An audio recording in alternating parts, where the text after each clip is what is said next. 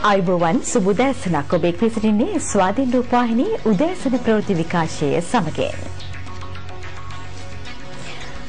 අද මැයි මාසයේ 28 වෙනිදා සඳුදා ලෝකපුරා රටවල් එකතුව පළමු වතාවට මොඩ රථ ධාවන තරගයක් පවත්වා ඇත්තේ 1907 වසරේ අද වන දිනකයි.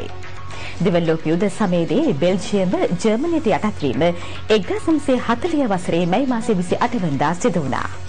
නෝර්වේ ප්‍රංශ පෝලන්ත සහ බ්‍රිතාන්‍ය හමුදා සේනාංක එක්ව නෝර්වේ රාජ්‍යයේ නාවික නගරය ජර්මානු හමුදා විසින් යලි අත්පත් කරගෙන ලැබුවේද එදිනමයි.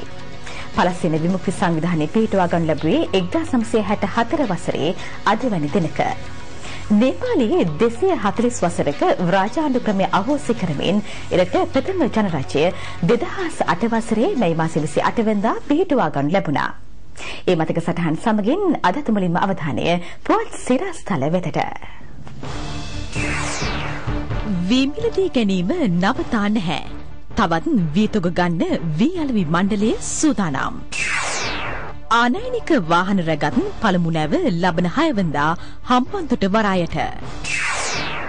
බිම්බෝම්බ ඉවත් කිරීමත් 94%කින් අවසන්. ඉන්දිය අගමැති මන්මෝහන් සිං මියන්මාරයේ සංචාරයක.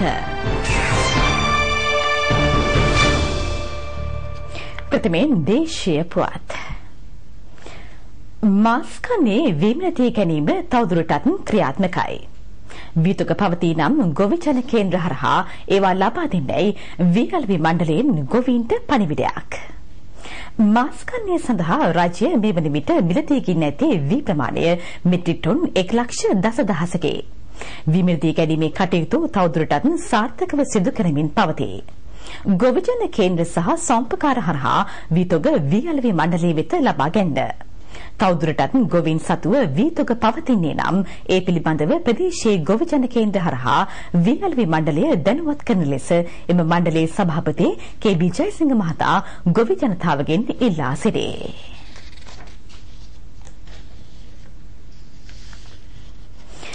ත්‍රිපෝෂ නිෂ්පාදනය ඉහළ නැංවීමට රුපියල් දසලක්ෂ 147ක්.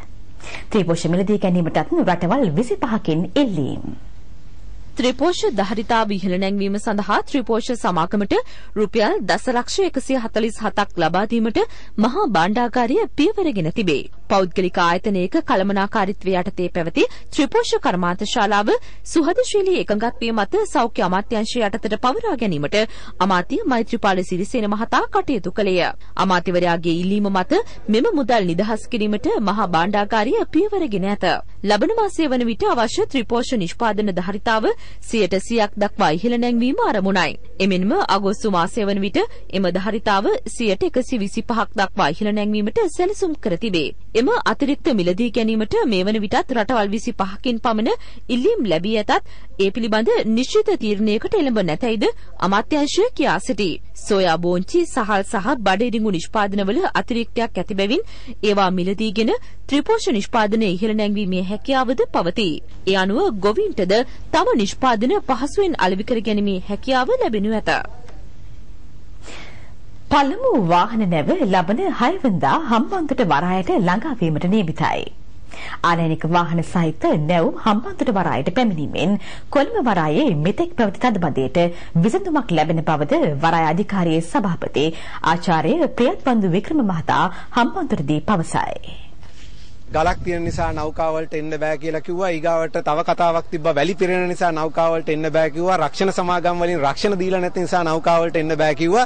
මේ සියලු කතාවලට අපි උත්තර කාලයක් තිස්සේ දුන්නා. නෞකා අපි විශාල ප්‍රමාණයක් මේකේ දැනටත් මෙහෙवला තියෙනවා. නමුත් අපි විශාල පෙරලියක් ඉදිරියේදී කරන්න බලාපොරොත්තු වෙනවා. ඇත්තරම ජුනි මාසේ 6 වෙනිදා ලංකාවට එන සියලු වාහන ගෙන්නන නෞකා හම්බන්තොටට එන්න පටන් ගන්නවා. පළවෙනි නෞකාව ජුනි මාසේ 6 වෙනිදා මේ හම්බන්තොට මහින්ද රාජපක්ෂ වරායට මේක ජාත්‍යන්තරයට විශාල පණිවිඩයක්. මේ රටේ සියලු දෙනාට විශාල පණිවිඩයක්. මේ වරාය විශාල ආර්ථික පෙරලියක් කරන්න පටන් ගන්න එකට විශාල පණිවිඩයක්. ආයෝජකයෝ මේ වෙනකොට ඉදිකිරීම වැඩ කටයුතු පටන් ගන්න සියල්ල සූදානම් කරලා තියෙනවා. මේ ආයෝජන මේ වරාය ඇතුළේ ඉදි වෙලා විශාල රැකියා ප්‍රමාණයක් ඒ වගේම අතිවිශාල මුදල් සම්භාරය රටට අරගෙන ඇවිල්ලා මේ රටේ ආර්ථිකය මෙහෙවන ප්‍රධාන ස්ථානයේ බවට හම්බන්තොට මහින්ද රාජපක්ෂ වරාය පත් වෙනවා කියන එක ගැන කිසි අවිවාදයක් නැහැ. මේ වාහන නෞකා ආවහම ඒ අයට විශාල පහසුකම් ප්‍රමාණයක් අපි දෙන්න සැලසුම් කරලා තියෙනවා. කොළඹ තියෙන තද බදයට විසඳුමක් විදියට තමයි අපි මේක ක්‍රියාත්මක කරලා තියෙන්නේ. කොළඹ වරා ඉඩ කඩ නැහැ.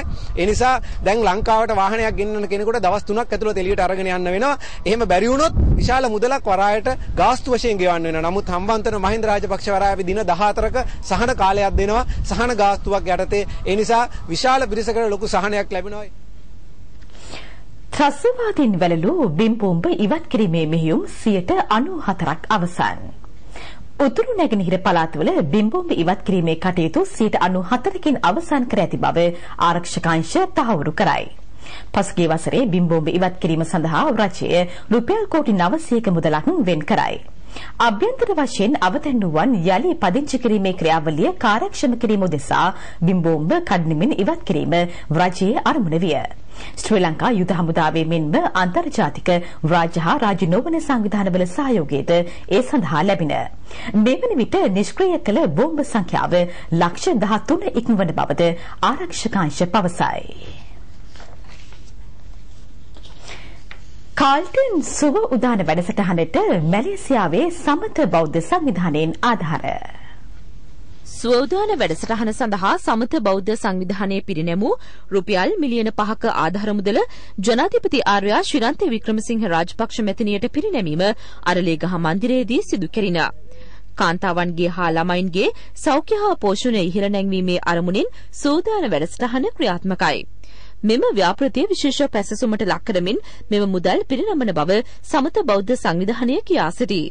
රෝදපුටු 200ක්, ඇස් කණ්ණාඩි 5000ක් සහ නවීන ශ්‍රව්‍යාබාධ උපකරණ 100ක්ද පිරිනැමීමට එම සංවිධානය කටයුතු කර තිබේ. නැගෙනහිර පළාතේ අභ්‍යන්තර ගුවන් ගමන් නැංවීමේ ව්‍යාපෘතියක් ආරම්භයි. නැගෙනහිර පළාතේ අම්පාර ත්‍රිගුණාමලය මඩකලපුව දිස්ත්‍රික්වල ගුවන් තොටුපළ සංවර්ධනය කිරීම සඳහා අවශ්‍ය කටයුතු සොයා බැලීමට අමාත්‍ය ප්‍රියංකර ජයරත්න මහතා නිරීක්ෂණ චාරිකාවකට එක්විය. අම්පාර උහන ගුවන් තොටුපළ නිරීක්ෂණයෙන් අනතුරුව අමාත්‍යවරයා කියා සිටියේ අභ්‍යන්තර ගුවන් තොටුපළ සංවර්ධනය සංචාරක ක්ෂේත්‍රයේ ප්‍රවර්තනයට බෙහෙවින් ඉවහල් වනු ඇති බවයි. ඉතින් 2013 දැඩිකුඩ වැඩසටහනට අපි හඳුනගෙන තියෙනවා. අපේ අමාත්‍යාංශය මේ අම්පාර ගුවන් තොටුපළත් මඩකල්පුව ගුවන් තොටුපළත් ඒ වගේම ත්‍රිගුණාමලි ගුවන් තොටුපළත් මේ සමගාමී නවීකරණය කරන්න. දේශීය විදේශ සංචාර ඉක්මනින් තමන්ගේ ගමනාන්ත කර යන්න පුළුවන්. කඩුනායකින්ම අනිත් ටිකට් පත අරගෙන මේ ලංකාව ඕනතරම් ගමන් කිරීමේ පාසුකම් ටික තමයි අපි ලෑස්ති කරලා තියෙන්නේ. අභ්‍යන්තර ගුවන් සේවාව ආරම්භ වීමත් සමග රත්මලාන ගුවන් තොටුපළ ප්‍රධාන අභ්‍යන්තර ගුවන් තොටුපළ ලෙස සංවර්ධනය කරන බවද අමාත්‍යවරයා මෙහිදී පැවසිය. සිවිල් ගුවන් සේවා අමාත්‍යාංශයේ ලේකම් අජිත් සිල්වා මහතා ඇතුළු නිලධාරීහු පිරිසක් මෙම සංචාරයට එක්ව සිටියහ. ප්‍රදේශ කිහිපයකට මද වැසී තත්වයක් කාලගුණයෙන් අනාවැකේ. ඒ පිළිබඳ අදහස් දක්වන කාර්යනියුතු කාලගුණ විද්‍යාඥ පී.ජී. යසරත්න මහතා. අද දවසේදී බස්නාහිර සබරගමු සහ මධ්‍යම පළාත්වලයි ගාල්ල සහ මාතර දිස්ත්‍රික්කවලත් ටින් විට නිර්දේශින් හමන තරමක තද සුළං සමග වැසි අපේක්ෂා කරනවා. නමුත් දවසේ පුරාම වැසි තත්ත්වයක් නම් අපේක්ෂා කරන්නේ නැහැ. විටින් විට වැසි වල්පයක් තමයි ඇතිවන්නේ. දිවෙන වටාවන මුහුදු ප්‍රදේශ ගැන සලකන විට විශේෂයෙන් දිවෙන්ට නිරිත දිග සහ දකුණු මුහුදු ප්‍රදේශවල නම් තරමක් වැඩිපුර වැසි අපේක්ෂා කරන්න පුළුවන්. සුළං හමන්නේ නිරිත දිශාවෙන් වේගය පැය කිලෝමීටර් 40ක් 50ක් වගේ යටියක් ගන්නෑ. නමුත් දිවෙන්ට ගිනිකොන දිග උතුරු සහ මන්නාරම්භක මුහුදු ප්‍රදේශවලදී නම් සුළඟේ වේගය පැය කිලෝමීටර් 60 70 පමණ දක්වන විටින් විට වැඩි වෙන්න පුළුවන්. මේ හේතු නිසා දිවෙන්ට ගිනිකොන දිග උතුරු මුහුදු ප්‍රදේශත් මන්නාරම්භක ආශ්‍රිත මුහුදු ප්‍රදේශත් රළු තත්ත්වයක් තමයි අද දවසේදී අපේක්ෂා කරන්නේ. පාරිසරික වෙනස් වීමත් ජල කළමනාකරණයත් ගැන නිසි අවබෝධය ඇතනම් ගොවියාට සාර්ථක වගාවක අභියෝගය පහසුවෙන් ජයගත හැකියි. ඇමති නිමා ශ්‍රීපාද සිල්වා මහතා කියයි. නියං සමයක් ආවයින් පස්සේ තමයි ඔක්කොටම ජලයේ වටිනාකම තේරෙන්නේ. අනිත් දවස් වලට ජලය උහේ ගලාගෙන යන්න දෙනවා. ඕනා ප්‍රමාණයට වඩා කුඹුරු වලට ජලය ලබා ගන්නවා. ජලය නාස්ති කරනවා. ඉතින් ඒ නිසා මේ අභියෝගාත්මක අවස්ථාවකදී අපේ ඉදිරි සැලසුම් පිළිබඳව අපි වඩා දැනුවත් වෙන්න ඕනේ. අපි ඒ තුලින් ලබන අත්දැකීම් වලින් අපේ ජීවන රටාවන් සහ අපේ කෘෂිකාර්මික රටාවන් අපි වෙනස් කරගන්න ඕනේ. ඒ නිසා හිතා ගන්නට ඕන අඩුම ජල ප්‍රමාණයකින් වැඩිම ඵලදායීතාවයක් ලබා ගැනීමේ වැඩපිළිවෙලකට අවතීර්ණ වෙන බව ජල කළමනාකරණය පිළිබඳ අපේ ගොවීන් මීට වඩා හොඳින් දැනුවත් වෙන්නට ඕන. දඹුල්ල මහගෝණ වැවේ ප්‍රතිසංස්කරණ කටයුතු ආරම්භමින් අමාත්‍යවරයා මේ බව කියා සිටියේය. පළමු වන අග්බෝ රජු දවසේ ඉදිකර ඇති මහගෝණ වැව ප්‍රතිසංස්කරණයත් සමග ප්‍රදේශයේ අක්කර 650කට පමණ යල මහ දෙකන්නේටම ජලය සැපීමට හැකි වේ. වැවේ සම්පූර්ණ ජල ධාරිතාව අක්කර අඩි 6350කි. මෙම අවස්ථාවට අමාත්‍ය ජනක බණ්ඩාර තෙන්නකෝන් මහතාද සහභාගී විය.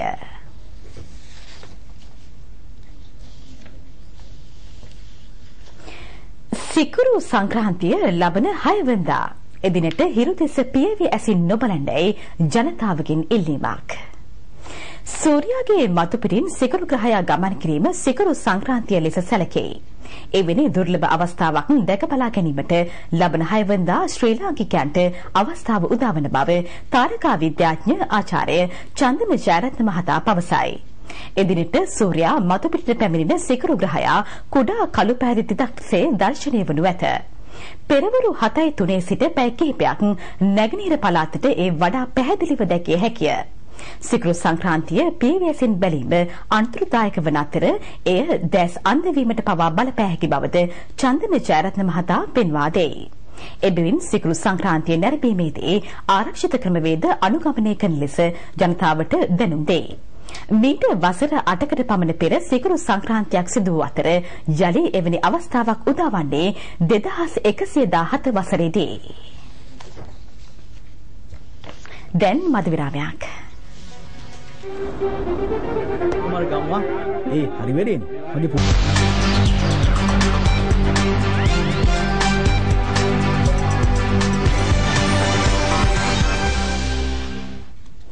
අද විදේශ පුවත් ගෙනින්නේ උදේශිකා රවිහාරේ. අදත් උදෑසනින්ම සූදානම ලෝපුරා සිදුවීම් ඔබ වෙත ගෙනීමට.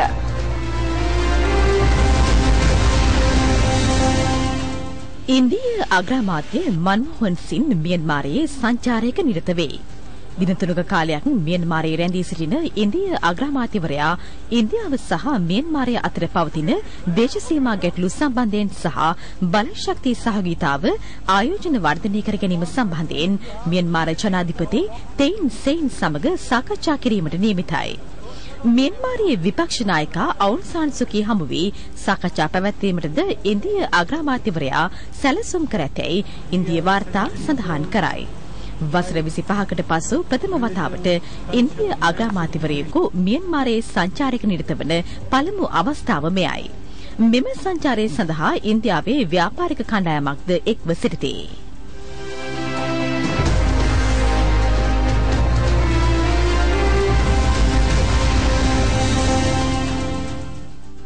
පාකිස්තානයේ පොලිස් බට පිරිසක් ඉලක්ක කර එල්ල වූ බෝම්බ ප්‍රහාරයකින් පුද්ගලයෝ 3 දෙනෙක් ජීවිතක්ෂයට පත්වෙති.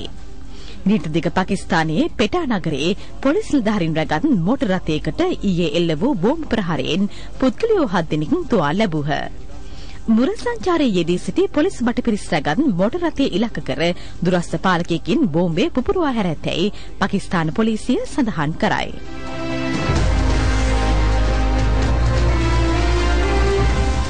ඒත් සමගින් විදේශ පුවත් නිමාවට පත්වනවා.